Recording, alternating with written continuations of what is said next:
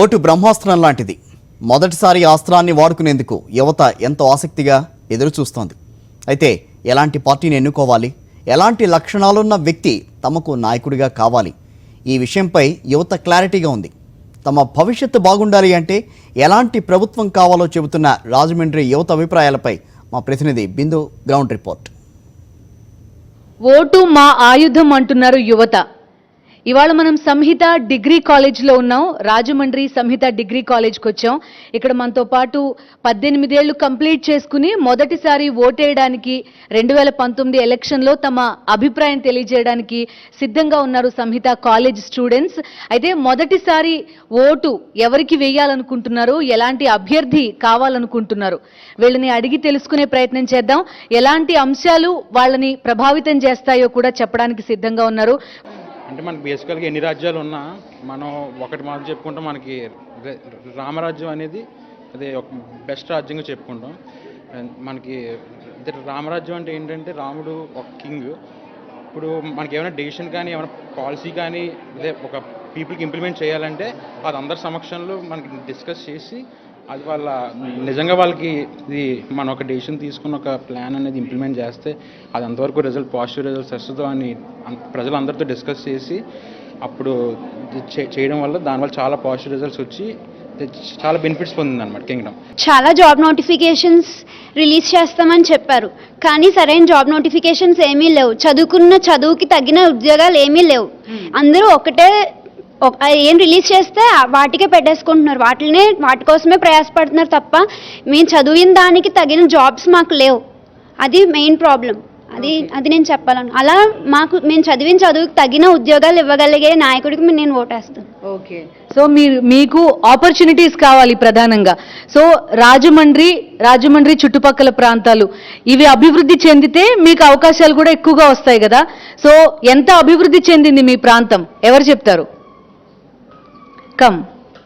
ఎంత అభివృద్ధి చెందింది మీ ప్రాంతం, మీకు ఎట్లాంటి అవకాశాలు ఉన్నాయి? రాజమండ్రి అనేది 2 గోదావరి డిస్ట్రిక్ట్స్లో కల్లా చాలా పెద్ద డిస్ట్రిక్ట్. పైగా ఇక్కడ అసెంబ్లీ సీట్స్ కూడా చాలా మంది పోటీ చేస్తారు. అలాంటి ఈ సిటీలో చాలా మంది అసలు ఒక లీడర్ కూడా సరిగ్గా లేరు. ఎందుకంటే ఎవరు అడగట్లేదు, వాళ్ళని అడిగే వాళ్ళు లేరు. అడగలేకపోతున్నారు. ప్రతి ఒక్కరు నాకెందుకులే అని వదిలేస్తున్నారు. నాకెందుకులే అని వదిలేకుండా వాళ్ళు కూడా అడిగి సరైన క్వశ్చన్తో అడిగితే వాళ్ళు కూడా ఆలోచిస్తారు. మనకి ఏం కావాలో వాళ్ళని అడగాలి, కానీ ప్రతి ఒక్కరు వాళ్ళు ఇచ్చిన దాంతో సరిపెట్టుకుంటున్నారు. అలా సరిపెట్టుకోకుండా మనకి ఏం కావాలో అడగాలి, లేదంటే ఎవరి చేత అడిగే వాళ్ళు ఉంటే వాళ్ళ చేత అడిగించాలి. ఓకే, సో నీకేం కావాలి? ఇక్కడ నీ ప్రాంతం అభివృద్ధి జరగాలి, అడగాలి అని చెప్తున్నావు కదా, నీకేం కావాలి? మీ ఏరియా డెవలప్ కావాలంటే బేసిక్గా గోదావరి డిస్ట్రిక్ట్ అనేది పేరు చెప్పుకునేది ముఖ్యంగా రైస్ బాగా పండిస్తారు. ఇక్కడ అగ్రికల్చర్, ఇక్కడ ఇండస్ట్రీస్ అనేవి ఏ ఒక్కటి కూడా ఇల్లీగల్గా పెట్టకూడదు, ఇంకా పొల్యూషన్ క్రియేట్ చేయకూడదు. ఎందుకంటే ఇక్కడ అంతా చాలా పచ్చగా ఉంటుంది, కానీ వాళ్ళు పెట్టే ఇండస్ట్రీస్ వల్ల గోదావరి ఎఫెక్ట్ అవుతుంది. ఎయిర్ పొల్యూషన్, ఫ్యాక్టరీస్ చూడండి, చుట్టుపక్కలన్నీ అవే. దానివల్ల లైఫ్ మాది బ్రీతింగ్ ప్రాబ్లమ్స్ వస్తాయి. అలాగే చాలా వాటర్ ఎయిర్ 2 పొల్యూట్ అయిపోతున్నాయి. Yes madam. ఇంకా ల్యాండ్ పొల్యూషన్, దానివల్ల చుట్టుపక్కల ఉండే ల్యాండ్ ఎంత పొల్యూట్ అయిపోతుంది. పైగా ఇండస్ట్రీస్ పెట్టడం వల్ల మాకు జాబ్స్ వస్తాయేమో తెలుసు, కానీ అగ్రికల్చర్ అనేది లేకపోతే తిండి దొరకదు. మనం తర్వాత తరాలన్నీ ఎలా బతుకుతాయి? ఇండస్ట్రీస్ లేకపోయినా మనం బతకగలం, కానీ అగ్రికల్చర్ లేకుండా బతకలేము కదా. కాబట్టి నా ఫస్ట్ ప్రిఫరెన్స్ అగ్రికల్చర్కి ఇస్తే నేను వాళ్ళకి ఓటేస్తాను. ఓకే, సో వ్యవసాయ పరంగా ఎవరు అభివృద్ధి చేస్తారో వాళ్ళకి ఓటేస్తారు. మీ అందరూ ఓటర్ ఐడి కార్డ్స్ ఉన్నాయని చెప్పారు కదా, ఎంతమంది చెక్ చేసుకున్నారు స్టేటస్? మీ ఓటర్ ఐడి కార్డ్ యాక్టివ్గా ఉందా, మీరు ఓటేసే అవకాశం ఉందా లేదా అని ఎంతమంది చెక్ చేసుకున్నారు? తెలుసా యాక్టివ్గా ఉందో లేదో? ఎవరైనా తెలీదు. సో ఇప్పుడు మనం ఓటు హక్కు వినియోగించుకోవడం అనేది ఎంత మన బాధ్యతో, అది మనం ఓటు హక్కు వినియోగించుకునే అవకాశం ఉందా లేదా, మన ఓటర్ ఐడి కార్డ్ యాక్టివ్గా ఉందా లేదా అనేది కూడా అంతే అవసరమైన రోజులు కనబడుతున్నాయి. సో ఇంకా ఎవరు చెప్తారు, ఎవరు మాట్లాడతారు? తను చెప్పింది అగ్రికల్చర్ గురించి, ఇంకా ఇండస్ట్రీస్ రావాలి, ఉద్యోగ అవకాశాలు రావాలని చెప్తున్నారు కదా, చెప్పమ్మా. మనకి present basic main problem unemployment ma'am. మనకి ఇటు సైడ్ ఇండస్ట్రీస్ చాలా తక్కువ అండ్ ఐటీ కంపెనీస్ అనేవి మన సైడ్ డెవలప్ లేవు. ఎటు చూసినా చెన్నై ఇలాగని చెప్తారు కానీ మన ఆంధ్రప్రదేశ్లో చెప్పుకోదగ్గ హైదరాబాద్లో ఉన్నాయి కానీ రిమైనింగ్ ఏరియాస్లో పెద్దగా లేవు. ఒకవేళ ఇండస్ట్రీస్ని ఐటీ కంపెనీస్ని ఈ లొకాలిటీలకు తీసుకొస్తే ఎంప్లాయ్మెంట్ పెరుగుతుంది. అట్ ది సేమ్ టైం ఈ స్టూడెంట్స్ కూడా అందులో జాయిన్ అయ్యి వాళ్ళ స్కిల్స్ని ఇంకా డెవలప్ చేసుకోవడానికి ఉపయోగపడుతుంది. ప్రతి ఒక్కరికి గవర్నమెంట్ జాబ్ రావడం చాలా కష్టం.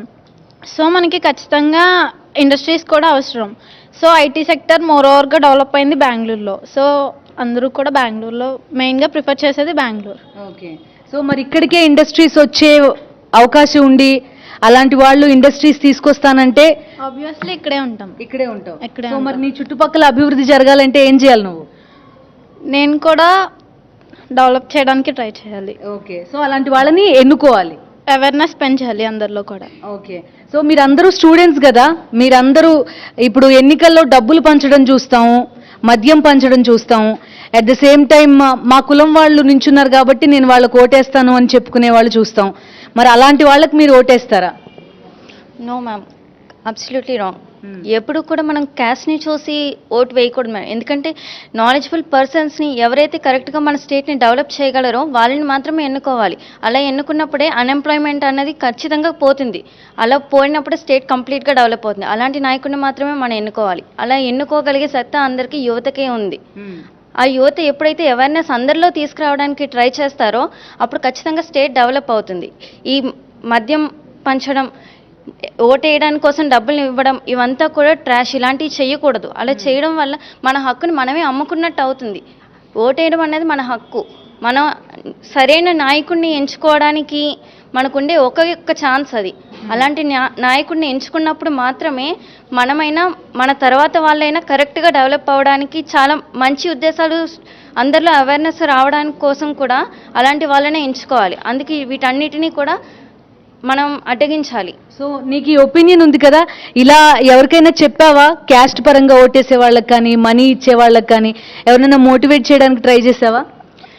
బయట ఎవరినో చేయక్కర్లేదు కదా మేడం. ఫస్ట్ లో పోనీ మీ ఇంట్లో మా వాళ్ళకి మేము చెప్తాం మేడం, కన్ఫర్మ్ గా చెప్తున్నాం కూడా. నువ్వు కూడా మరి మీ మదర్ ఫాదర్ చెప్పిన క్యాండిడేట్ కోటేవా? నీ అసలు అలా వేయను మేడం, డెఫినెట్లీ అలా వేయం. ఎందుకంటే అలా వేస్తే నా హక్కుని నేను ఎందుకు అమ్ముకోవాలి? నేను అది అమ్ముకోవాల్సిన అవసరం లేదు కదా మనకి. సరైన నాయకుడిని ఎంచుకోవడం కోసం క్యాస్ట్ని దృష్టిలో పెట్టుకోకుండా ఖచ్చితంగా సరైన వాడికి ఎంచుకొని వేస్తాం మేడం. అంతే తప్ప క్యాస్ట్ మనవాడు కదా అని చెప్పి మనం వేస్తే అతనికి నాలెడ్జ్ అనేది కరెక్ట్గా లేనప్పుడు, సరిగ్గా పాలించిన వాడు కాకపోతే మనం ఎలా ఓట్ చేస్తాం వాళ్ళకి? వాళ్ళని చేయడం వల్ల మన లైఫ్ని మనమే స్పాయిల్ చేసుకున్నట్టు అవుతుంది. సో మీరు అడిగే హక్కు కోల్పోతారు కాబట్టి అలాంటి వాళ్ళకి లొంగకూడదు. ఖచ్చితంగా అలాంటి వాళ్ళకి లొంగకూడదు మేడం. ఇటువంటి ప్రాబ్లమ్స్ అన్నీ కూడా రిజర్వేషన్ అనేది కూడా ఉంటుంది మేడం. ఇప్పుడు నాయకుల్లో కూడా ఎంచుకునేడానికి రిజర్వేషన్ కూడా పెడుతున్నారు మేడం. ఈ రిజర్వేషన్ ఉండడం వల్ల ఎంతోమంది నాలెడ్జబుల్ పర్సన్స్ వాళ్ళ నాలెడ్జ్ని అనవసరంగా వేస్ట్ అయిపోతుంది తప్ప కన్ఫామ్గా వాళ్ళు డెవలప్ చేయాలని థాట్స్ ఉంటాయి. ఎవరికి ఉండవు మేడం.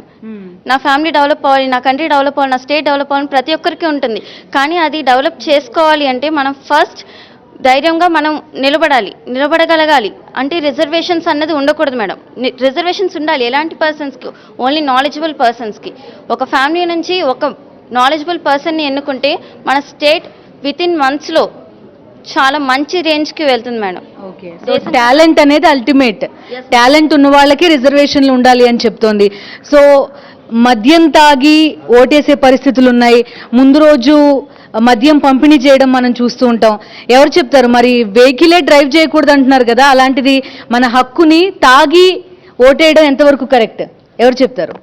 తాగి ఓటేయడంలో వాడు దేనికి వేస్తున్నాడో అర్థం కాదు. ముందు రోజు ఆడిచ్చాడో వీడిచ్చాడో తెలియదు. దేనికి వేస్తున్నాడో అర్థం కాదు. ఒక్కోసారి అసలు ఓటు పడిందా లేదా అనేది చెక్ చేసుకోరు. ఇంకోటి ఏంటంటే మనం జాబ్స్కి అప్లై చేస్తాం. మనం ఏంటో మనం చెప్పుకోవాలి తప్ప లాస్ట్లో కింద మన నేమ్ ఉంటుంది, ఫాదర్ నేమ్, మదర్ నేమ్, మన అడ్రస్ అదే అడగాలి తప్ప లాస్ట్లో క్యాస్ట్ ఎందుకు అడుగుతున్నారు? క్యాస్ట్ ఇంకా క్యాస్ట్ అడుగుతున్నారు, ప్రతి జాబ్గా అడుగుతున్నారు. అదే ఎందుకు అడగాలి? అది తీసేయాలి కదా. ఇప్పుడు మేము అందరం ఉన్నాం, ఇది యూనిఫామ్ ఉంది, అందరికీ ఒకటే ఉంది. ఇక్కడ మేము అందరం ఫ్రెండ్సే, ఎవడో క్యాస్ట్ పరంగా మాట్లాడు.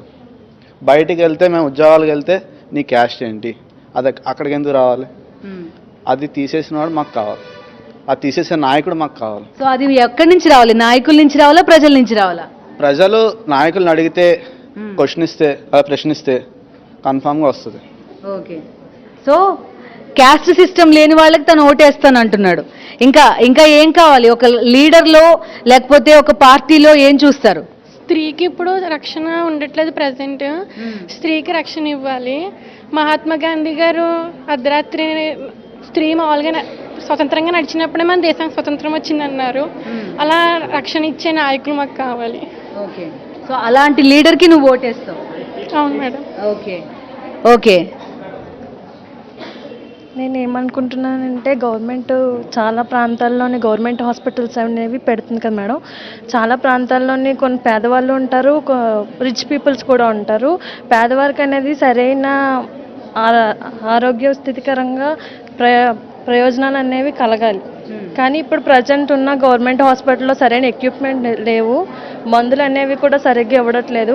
సరైనది ఏమైనా స్కానింగ్ తీయించుకోవాలన్నా ఇవి ఇక్కడ లేవమ్మా, బయట నుంచి తీయించుకోవాలనే పరిస్థితి కల్పించింది. అదే పరిస్థితి ఉంటే గవర్నమెంట్ హాస్పిటల్లో ప్రజలు అనేది రారు కదా మేడం. సగం అనేది టాబ్లెట్స్ అంతవరకు వాళ్ళు ఇస్తున్నారు మేడం. సగం అనేవి ఇవి లేవు, ఇవి బయట కొనుక్కోవాలి అంటే వాళ్ళ స్థితులు కూడా కొంచెం పరిస్థితులను కూడా వీళ్ళు చూసుకోవాలి కదా మేడం. సరైన అంబులెన్స్ వచ్చినప్పుడు సరైన ఎక్విప్మెంట్స్ ఉండవు మేడం. అది ఇక్కడ లేదు, కాకినాడ తీసుకెళ్ళండి, లేదు ఈ ప్రదేశాన్ని తీసుకెళ్ళండి అంటున్నారు. ఈ లోపు జరిగిన అనారోగ్య పరిస్థితులు ఉన్న పేషెంట్కి ఏమైనా అయితే ప్రాబ్లమ్స్, సరైన ఇన్ఫ్రాస్ట్రక్చర్ గవర్నమెంట్ హాస్పిటల్స్ ని డెవలప్ చేయాలి. అలాంటి ఒక పార్టీ వస్తే వాళ్ళకు ఓటేస్తారు, అంతేనా? సో మీలో ఇంకా పాలిటిక్స్ లోకి రావాలి, పొలిటికల్ ఇష్యూస్ అంటే ఇంట్రెస్ట్ ఉండి ప్రజలకు సేవ చేయాలి అనుకునే వాళ్ళు ఎంతమంది ఉన్నారు? పాలిటిక్స్ లో యాక్టివ్ పార్టిసిపెంట్స్. సో నువ్వు పాలిటిక్స్ లోకి రావడం ఇంట్రెస్ట్ కాదా? చెప్పండి. అంటే పాలిటిక్స్లో చాలా మంది పోటీ చేస్తారు, అందులో చాలా మంది గెలుస్తారు. ఇప్పుడు సీఎం గారు ఉన్నారంటే గెలుస్తారు. ఆయన ద్వారానే కదా గవర్నమెంట్ అనేది ఏర్పడుతుంది. మేము అందరూ స్టూడెంట్స్ పాయింట్ ఆఫ్ వ్యూలో చూస్తే గవర్నమెంట్ నోటిఫికేషన్స్ ఇస్తుంది. అందులోనే వాళ్ళు క్యాస్ట్లు పెడుతున్నారు. బీసీకి ఇంత, ఎస్సీకి ఇంత, ఓసీకి ఇంత అని పెడుతున్నారు. ఓసీకి 500 అయితే వీళ్ళకి 250 పెడుతున్నారు. వాళ్ళే క్యాస్ట్ని ఎంకరేజ్ చేయొద్దు అంటున్నారు, మళ్ళీ వాళ్ళే క్యాస్ట్ని ఎంకరేజ్ చేస్తున్నారు. నెక్స్ట్ రిజల్ట్స్ వస్తున్నాయి, సర్లే ఏదోలాగా రాసి కష్టపడి ఎగ్జామ్ రాస్తున్నారు. నాలెడ్జ్ ఉన్న వాళ్ళు రాస్తున్నారు, లేదు మాకు ఏదో చేద్దాం అనుకున్న వాళ్ళు రాస్తున్నారు. కట్ ఆఫ్ మార్క్స్ ఇస్తున్నారు. కట్ ఆఫ్ మార్క్స్ కూడా ఒక క్యాస్ట్కి ఒకలా ఇస్తున్నారు. వాళ్ళే గవర్నమెంట్ క్యాష్ని ఎంకరేజ్ చేస్తుంటే ఇంక మిగిలిన వాళ్ళు క్యాష్ని ఎందుకు ఎంకరేజ్ చేయరు? ముందు గవర్నమెంట్ ఉన్నదంటే రిజర్వేషన్ తీసేయాలి. అందరికీ కూడా కట్ ఆఫ్ మార్క్స్ అనేవి కూడా ఒకటే పెట్టాలి స్టాండర్డ్గా. అప్పుడు ఎవరైతే మెరిట్గా రాస్తున్నారో వాళ్ళకి జాబ్స్ ఇవ్వాలి. అప్పుడు అన్ఎంప్లాయ్మెంట్ అనేది కొంచెం చాలా వరకు తగ్గుతుంది. Main problem reservation. స్టూడెంట్స్ అంతా మెయిన్ కోరుకుంటున్నది అవకాశాలు. మా చదువుకి తగ్గ అవకాశాలు కల్పించిన వాళ్ళకి ఓటేస్తామని మెయిన్గా చెప్తున్నారు. మీరు చెప్పండి, మీరు ఎలాంటి లీడర్కి ఓటేస్తారు? ఇప్పుడు చాలామంది టాలెంట్ ఉంటుంది, వాళ్ళని ఎంకరేజ్ చేయడానికి కొన్ని ఆపర్చునిటీస్ ఇవన్నీ ఉండాలి. పైగా మనం ఏం చూస్తున్నాం అంటే కొంతమంది చదవని వాళ్ళు కానీ వాళ్ళు ఏంటి జాబ్స్ ఎమ్మెల్యే కానీ ఎంపీ కానీ అలా రికమెండేషన్స్ ద్వారా అలా జాబ్ తెచ్చుకుంటున్నారు. అంటే ఇక్కడ టాలెంట్ అనేది వేస్ట్ అయిపోతుంది. ఇంకా మన కంట్రీ గ్రోత్ అనేది ఎలా ముందుకెళ్తుంది? పైగా ఈ ఎలక్షన్స్ టైంలో ఏంటంటే మనకి మాల్ ప్రాక్టీసెస్, ఫర్ ఎగ్జాంపుల్ ఈ ఆల్కహాల్ ఇవ్వడం కానీ, మనీ ఇవ్వడం కానీ మనం తీసుకుంటున్నాం. కానీ అంటే అప్పటి వరకు మనం ఎంజాయ్ చేస్తున్నాంలే అని అనుకుంటాం, కానీ ఆ తర్వాత అదంతా మళ్ళీ మన దగ్గర నుంచే రికవర్ చేస్తారని ఎవరు ఆలోచించరు. అంటే చేంజ్ అనేది మన నుంచి వస్తేనే కానీ సొసైటీ మారదు. సో మనం చేంజ్ అయితేనే సొసైటీ మారుతుంది. ఓకే. సో ప్రజల్లో నుంచి మొదట మార్పు రావాలి, ప్రలోభాలకి లొంగకుండా ఓటేయాలి అని చెప్తున్నాడు తను. చెప్పమ్మా, నువ్వు ఎట్లాంటి లీడర్కి ఓటేస్తావు? ఏ క్వాలిటీస్ చూస్తావు? నీకేం కావాలి రాష్ట్రం నుంచి? నాకు ఎవరైతే గవర్నమెంట్ స్కూల్స్ని డెవలప్ చేస్తారో వాళ్ళకి నేను ఓటేయాలి అనుకుంటున్నాను. ఎప్పుడైతే గ్రాడ్యుయేట్స్ అయిపోయిన తర్వాత స్కిల్ సెంటర్స్ పెడుతున్నారో అదే ఫస్ట్ నుంచి పెడితే ఎంత బాగుంటుంది. ఎప్పుడైతే చిన్నప్పటి నుంచే వాళ్ళకి అలవాటు చేస్తామో దెన్ ఈజీగా వాళ్ళు జాబ్స్ అనేవి గెయిన్ చేస్తారు. గవర్నమెంట్ స్కూల్లోనే చదువుకున్నావా? నేను గవర్నమెంట్ స్కూల్లో చదువుకోలేదు, ఎందుకంటే మా గవర్నమెంట్ స్కూల్లో అంత ఫెసిలిటీస్ లేవు.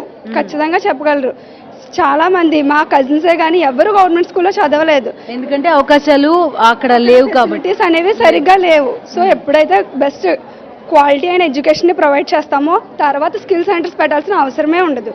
సో అగ్రికల్చర్ అభివృద్ధి చేయాలి, ఎడ్యుకేషన్, అదేవిధంగా హెల్త్, ఈ రెండింటిని నామినల్ ఫీ తోటి ఎవరైతే ప్రొవైడ్ చేస్తారో వాళ్ళకి మా ఓటు ఉంటుంది అని ఈ న్యూ ఓటర్స్ అందరూ చెప్తున్నారు. చెప్పమ్మా, ఇంకెవరు మాట్లాడతారు? ఎలాంటి ఒపీనియన్ ఉంది మీకు పాలిటిక్స్ పైన? ఏం చేంజ్ కావాలనుకుంటున్నారు? పెట్రోలియం అనేది చాలా ఇదైపోతుంది. పెట్రోల్ ప్రైజెస్ అర్ధరాత్రే ప్రైజెస్ అనేవి చేంజ్ అయిపోతున్నాయి. అలా ఎందుకు చేంజ్ అవ్వాలని నేను అడుగుతున్నాను. అండ్ నెక్స్ట్ ఇదివరకు అయితే మనం అర లీటర్ వైజ్గా కొనుక్కుండే వాళ్ళం. ఇప్పుడు అలా ఛాన్స్ లేదు. మనకి 80, 100, 1000 ఇలా కొనుక్కోవాల్సి వస్తుంది. నేను అది కూడా చేంజ్ చేయాలనుకుంటున్నాను. అది ఇంకా మంచి లీటర్ని ఎంచుకోండి, అది చేంజ్ అనుకున్నాను. ఇంకా so many peoples, poor peoples ఉన్నారు, వాళ్ళకి నివాస పత్రాలు కూడా ఇవ్వాలని కోరుకుంటున్నాను. అందరికీ ఇల్లు కట్టించాలి. అందరికీ అవి రీచ్ అవ్వట్లేదు. ఇల్లులు ఉన్న వాళ్ళే మళ్ళీ దానికే ఇల్లులు కొనుక్కుంటున్నారు. అలా కాకుండా అందరికీ అందాలని నేను అనుకున్నాను. ఆల్ ఇండియన్స్ ఆర్ ఈక్వల్ అని నేషనల్ యాంథమ్లోనే చెప్పారు. బట్ ఒక కాలేజ్లో ఒక స్టూడెంట్స్ని మాత్రం ఈక్వల్గా చూడరు. ఇప్పుడు మా ఫ్రెండే చెప్పారు, ఎక్కడికి వెళ్ళినా మీ క్యాస్ట్ బట్టే మీకు జాబ్ ఇస్తామని. స్టూడెంట్స్కి ఎందుకు బీసీకి ఇచ్చి, ఎస్సీకి ఇచ్చి స్కాలర్షిప్? ఓసీ వాళ్ళకి ఎవరు? ఓసీలో అందరూ అప్పర్ ఉండరు కదా, చాలామంది మిడిల్ క్లాస్ ఉంటారు, లో క్లాస్ పీపుల్ కూడా ఉంటారు. అందరూ హై ఫీజు ఉంటే కట్టారు కదా. సో ఆల్ స్టూడెంట్స్కి స్కాలర్షిప్ అవైలబుల్గా ఉండాలని. అండ్ ఇక్కడ అగ్రిగోల్డ్ తోటి ఇబ్బంది పడ్డ అమ్మాయిలు కూడా కొంతమంది ఉన్నారు. వాళ్ళ ఫ్యామిలీస్కి సంబంధించి ఆ అమ్మాయి కూడా మాట్లాడతానని చెప్తుంది. ఏం చెప్తారమ్మా? ఇప్పుడు మేము మనీ కట్టాం, గవర్నమెంట్ ఇప్పుడు మాకు న్యాయం చేయకపోతే ఆ అగ్రిగోల్డ్ మనీ అనేది ఎవరు ఇస్తారు మాకు? మేము ఇప్పుడు ఎవరిని అడగాలి? గవర్నమెంట్ కాకుండా ఇప్పుడు కంపెనీకి వెళ్తుంటే వాళ్ళేమో మూసేశారు. ఇప్పుడు మనీ మాకు ఎవరు ఇస్తారు? ఇప్పుడు గవర్నమెంట్ ఉంది, ఇప్పుడు మళ్ళీ మారిపోతారు. ఈ ఉన్న వాళ్ళు ఇవ్వకపోతే వచ్చిన వాళ్ళు, కొత్తగా వచ్చిన వాళ్ళు ఏం చేస్తారు? కట్టిన డబ్బులు ఎవరైతే వెనక్కి తీసుకొచ్చిస్తారో వాళ్ళకి మీరు ఓటేస్తారు అగ్రిగోల్డ్ డబ్బు. అవును.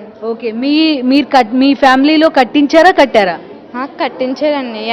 అదే కొంతమంది ఉంటారు కదా, వాళ్ళు వచ్చి గవర్నమెంట్ ఇలా అగ్రిగోల్డ్ పెట్టారు, కంపెనీ గవర్నమెంట్ సర్టిఫికేట్ ఉంది, మీరు కడితే మీ డబ్బు మీకే ఇస్తారు, ఇంకా వడ్డీ వేసి ఇస్తారంటే గవర్నమెంట్ ఉంది కాబట్టి మేము కట్టాం, లేకపోతే ప్రైవేట్ అయితే ఎవరు కట్టరు కదండి. గవర్నమెంట్ నుంచి పర్మిషన్ వచ్చింది కాబట్టి గవర్నమెంటే సాల్వ్ చేయాలంట. అవును. రైట్, చూసాం కదా ఈ కాలేజ్ స్టూడెంట్స్ ఒపీనియన్స్. విద్య, ఉద్యోగ అవకాశాలు, ఆరోగ్యం, ప్రధానంగా విద్య, ఆరోగ్యం, ఈ రెండుటిని గవర్నమెంట్ నామినల్ ఫీకి ప్రొవైడ్ చేయగలిగితే మేము అటువంటి వాళ్ళని ఎన్నుకుంటాం అని చెప్తూ ఉన్నారు. మరికొంతమందిని కూడా పలకరించే ప్రయత్నం చేద్దాం. ఒక క్యాండిడేట్లో ఎలాంటి క్వాలిటీ చూస్తారు? ఏ అంశాలని చూసి మీరు ఓట్ చేస్తారు? First of all you should be capable of doing public service అండి. So we have to elect the candidate who is capable of doing the service. How do you know he is capable? By knowing his past and the present incidents which are happening around him, and by the public pulse we can know the candidate is he capable or not. Okay. And also the party which they use to propose him as a candidate, they also check that yes, he is the candidate, he should be capable of the doing service. As same present person batti వాళ్ళ యొక్క future and past everything we have to study about them. So present society ఎలా ఉంది అంటే ఎవరైతే మాకేంటి we are getting somewhat else. But in my scenario I'm thinking of that మనకి present vote హక్కు మాకు యూత్ ఇదే first time when we are crossing our age, I mean from teenage to elder we are getting. So present మనకున్న సొసైటీలో we have to get a good name and good society member, as a good society member. So particular person బట్టి కాకుండా చుట్టుపక్కల ఉన్న వాతావరణం బట్టి వాళ్ళు ఎన్నుకున్న దాన్ని బట్టి కూడా ఓట్ వేయాలని అనుకుంటున్నాం. సో నా పరంగా చూస్తే blue fox and IT grids మన కంపెనీస్ అయి ఉండి గవర్నమెంట్ ఎలా దాన్ని హ్యాక్ చేసిందో మనకి తెలియదు. So why they are removing our voter IDs? మన ఓటర్ ఐడీస్ వాళ్ళు ఎందుకు రిమూవ్ చేయాలి? What the use? Anyone are all equal in the politics, everything will be equal. So fees reimbursement ముందు ఒకట్లా ఉంది, ఇప్పుడు ఓటర్ ఐడీస్ డిలీట్ చేస్తున్నారని చెప్తున్నావు కదా, మరి ఎలా? మరి నీ ఓటర్ ఐడి నువ్వు మళ్ళీ నువ్వు ఓటు హక్కు వినియోగించుకోవాలంటే నీకు ఒక ఐడి కావాలి, మరి ఎట్లా చేస్తావు తిరిగి? Again same process we have to do that. Do you have that patience? We should have. మనకి ఫ్యూచర్లో బెటర్గా మన ఎడ్యుకేషన్స్ కానీ మన హాస్పిటల్ సర్వీసెస్ కానీ ఏదైనా సరే మనకి అనుకూలంగా మార్చుకోవాలి అంటే మన పేషెన్స్గా వెయిట్ చేస్తేనే మనకి ఏదైనా ఫ్యూచర్లో బెనిఫిట్స్ వస్తాయి. ఓకే, ఫీజ్ రియంబర్స్మెంట్ గురించి ఏం చెప్తా? ఒకప్పుడు ఫీజ్ రియంబర్స్మెంట్ అంటే క్యాస్ట్ పాలిటిక్స్ గురించి అట్ల గురించి సార్ డిస్టర్బెన్సెస్గా they use to be. So enough at the present అలా ఉండకూడదు, ఆల్ ఆర్ ఈక్వల్. క్యాస్ట్ ఏముంది, ఇప్పుడు ఉంటే రేపు ఉంటుంది. సో క్యాస్ట్లతో మనం పోల్చుకోకూడదు దేన్ని. సో ప్రెసెంట్ ఫీజ్ రియంబర్స్మెంట్ అనేది ఇంకా ఇంప్లిమెంట్ చేయాలి, లేని పోవర్టీని ఫుల్గా రిమూవ్ చేయాలి అనేది నా ఉద్దేశం. That's what. So fees reimbursement అనేది ఇంకా బాగా ఇంప్లిమెంట్ చేయాలి. సో అటువంటి లీడర్స్కి ఓటేస్తారు. ఓకే. సో ఇంకా ఎలాంటి క్యాండిడేట్ని చూస్ చేసుకుంటారు? ఇప్పుడు గర్ల్స్కి ఎట్లాంటి ప్రాబ్లమ్స్ ఉన్నాయి, ఏమన్నా గవర్నమెంట్స్ వాటిని అడ్రస్ చేస్తున్నాయా? గవర్నమెంట్ అడ్రస్ చేస్తున్న దాంతో మీరు హ్యాపీగా ఉన్నారా? అంటే ఇప్పుడు మనం ఓటు వెయ్యక మునుపు ఒకలా మాట్లాడుతున్నారు, వేసాక ఒకలా. అంటే ఇప్పుడు ఉద్యోగపరంగా అయితే మనమున్న చుట్టూ ఉన్న ఈ ఊర్లో ఉద్యోగం రావడం అంటే చాలా కష్టం. వేరే ఊర్లకు వెళ్ళి అంటే హైదరాబాద్ ఇలాంటి ఊర్లకు వెళ్ళి మనం ఉద్యోగం చేయాల్సి వస్తుంది. అదే ఉన్న ఊళ్ళలో చేసుకుని ఉండేలా అయితే బాగుంటుందని అలాంటి ఎంప్లాయ్మెంట్ ఇచ్చిన వాళ్ళకి నేను ఓటు వేద్దాం. ఓకే. ఓకే. సో ఎంప్లాయ్మెంట్ అవకాశాలు ఎక్కువ ఎవరు కల్పిస్తారో వాళ్ళకు ఓటేస్తారు. సో మీరు ఓటు హక్కు గురించి లేకపోతే ఎలాంటి వాళ్ళకు ఓటేయాలనే దాని గురించి ఎవరైనా మీ పేరెంట్స్కి కానీ చుట్టుపక్కల వాళ్ళకి కానీ అవేర్నెస్ కల్పించే ప్రయత్నం చేశారా? ఇప్పటిదాకా ఒక జనరేషన్ నడిచింది కదా, మీరు కొత్త జనరేషన్ కదా, ఎప్పుడైనా చెప్పావా? చెప్పాను. నేను మా పేరెంట్స్కి వాళ్ళకి చెప్పాను, ఇంత ముందు ఉన్నది అంటే వాళ్ళు డబ్బులు ఇస్తే వేసేస్తున్నారు, అలా ఇవ్వకండి, మీరు ఎవరు న్యాయం చేశారనిపిస్తే, మీకు ఎవరు అంటే ఇచ్చిన వాగ్దానాలన్నీ ఎవరు నిలబెట్టుకుంటున్నారు అని మీకు అనిపిస్తేనే వాళ్ళకి వేయండి తప్ప డబ్బులు ఇచ్చారని మందు వేశారని అలాంటి వాళ్ళకి మాత్రం వేయకండి. మీరు చూడండి, చూసి ఎవరు క్యారెక్టర్ బట్టి ఎవరు వాగ్దానాలు అవి నెరవేర్చుకుంటున్నారో వాళ్ళకే వేయండి అని చెప్పాను. ఓకే. సో మరి చాలా మంది నమ్మలేనివి ఇంప్లిమెంట్ కాని వాగ్దానాలు కూడా ఇస్తున్నారు కదా, అవన్నీ అసెస్ చేస్తారా? మరి మేనిఫెస్టో ఇచ్చారు, అవన్నీ కూడా చూస్తారా, కన్సిడర్ చేస్తారా? అవన్నీ కన్సిడర్ చేసి ఎంతవరకు చేశారు, ఎన్ని చేయట్లేదు అవన్నీ కన్సిడర్ చేసుకునే ఓటేస్తాం. ఫస్ట్ ఆఫ్ ఆల్ పీపుల్కి మంచి చేయాలి మేడం, అలాగే జాబ్ ఆపర్చునిటీస్ కల్పించాలి. అలాగే ప్రజెంట్ జాబ్ ఆపర్చునిటీస్ కలిగించాలంటే మన ఏపీకి స్పెషల్ స్టేటస్ అని ఉండాలి. దానికోసం స్ట్రగుల్ చేసి ఎవరైతే ఏపీకి మంచి జాబ్స్ వచ్చేలాగా, అలాగే ప్రజల సమస్యలపైన ఎవరైతే ప్రజల సమస్యలన్నీ అర్థం చేసుకొని ఎవరైతే వాళ్ళని సాల్వ్ చేయడానికి ప్రయత్నిస్తూ ఉంటారో అలాంటి గవర్నమెంట్ రావాలని చెప్పి నేను కోరుకుంటున్నాను. ఓకే. స్పెషల్ స్టేటస్ ఎవరిస్తే వాళ్ళకి ఓట్ చేస్తారు. Yes madam. ఓకే. దానికి కమిటెడ్గా ఉండాలి. Yes madam. ఓకే. ఇప్పుడు గవర్నమెంట్ కొన్ని పనులు మేము చేస్తాము అని అంటుంది కానీ ఎప్పుడూ చెప్పినవి కరెక్ట్గా సక్సెస్ఫుల్గా చేయట్లేదు. ఎలాగంటే కొన్ని మేము ఇవి చేస్తాం అవి చేస్తామని సెంట్రల్ గవర్నమెంట్ ఎన్ని చెప్తున్నా సరే మేము చేస్తామని అంటున్నారు. ఎగ్జాంపుల్కి పోలవరం ప్రాజెక్ట్నే తీసుకోవచ్చు. సెంట్రల్ గవర్నమెంట్ చేస్తాము అని చెప్పినా సరే లేదు మేము చేస్తామని తీసుకున్నారు కానీ 4.5 years అవుతున్నా వాటిని కంప్లీట్ చేయలేదు. సెంట్రల్ గవర్నమెంట్గా కనుక వదిలేసి ఉంటే వాళ్ళు ఈ పార్టీకి పూర్తి చేసేవారు, చాలామందికి వాటర్ సప్లైస్ అవి కూడా వచ్చి అగ్రికల్చర్ కూడా బాగా ఇంప్రూవ్ అయ్యేది.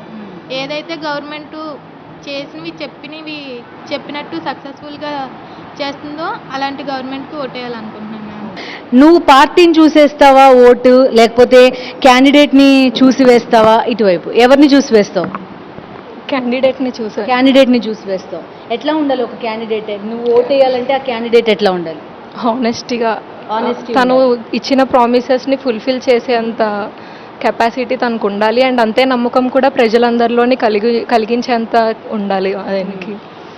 అండ్ నేనైతే MBA కంప్లీట్ చేయాలి. అండ్ అంతకన్నా ముందు ఒక స్టూడెంట్కి మాకు ఈ కాలేజ్లో అంటే రియంబర్స్మెంట్ ఉండడం వల్ల మేము ఇది డిగ్రీకి కంప్లీట్ చేయగలం, కానీ తర్వాత MBA అవన్నీ కంప్లీట్ చేయాలంటే చాలా భయం because of the financial conditions of my family.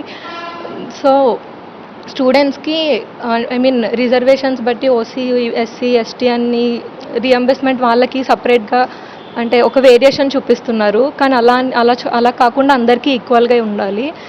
ఎందుకంటే ఓసీలోని తక్కువ ఎంప్లాయ్మెంట్ ఉండదు. సో అందరికీ ఈక్వల్గా చూసి అండ్ ఇండస్ట్రియల్ డెవలప్మెంట్ కూడా ఉండాలి. ఈ ఏపీలో ఎక్కువ ఇండస్ట్రియల్ డెవలప్మెంట్ కావాలి, ఎందుకంటే తెలంగాణ అండ్ ఆంధ్రప్రదేశ్ సపరేట్ అయ్యాక most of the companies are in Hyderabad. So మాకు ఏపీలో ఉంటే ఏపీలో ఇండస్ట్రీస్ డెవలప్ అయితే మాకు యూత్కి కొంచెం ఎంప్లాయ్మెంట్ దొరికే ఛాన్సెస్ ఉంటాయి. సో అలాంటి అవకాశాలు కల్పించిన గవర్నమెంట్ని రావాలి, మంచి ప్రభుత్వం రావాలి, మాకు మంచి ఉద్యోగ అవకాశాలు కల్పించాలి. అట్ ద సేమ్ టైం లోకల్గా తమ తల్లిదండ్రులు ఏవైతే ప్రొఫెషన్స్లో ఉన్నారో వాళ్ళంతా కూడా అభివృద్ధి చెందాలి. ప్రత్యేకించి ఉద్యోగాలు విద్య, ఆరోగ్యం, ఈ మౌలిక సదుపాయాలు మూడింటిపైన ఆధారపడే మేము ఓటేస్తామని చెప్తున్నారు నేటి యువత. సో పార్టీలు కూడా ఆలోచించుకోవాల్సిన పరిస్థితి. తాము ఈ 3 రంగాల్లో ఏం చేయబోతున్నాము అనే క్లారిటీ ప్రజలకు ఇవ్వగలిగితేనే వాళ్ళకి ఓట్లు వచ్చే పరిస్థితి కనబడుతోంది.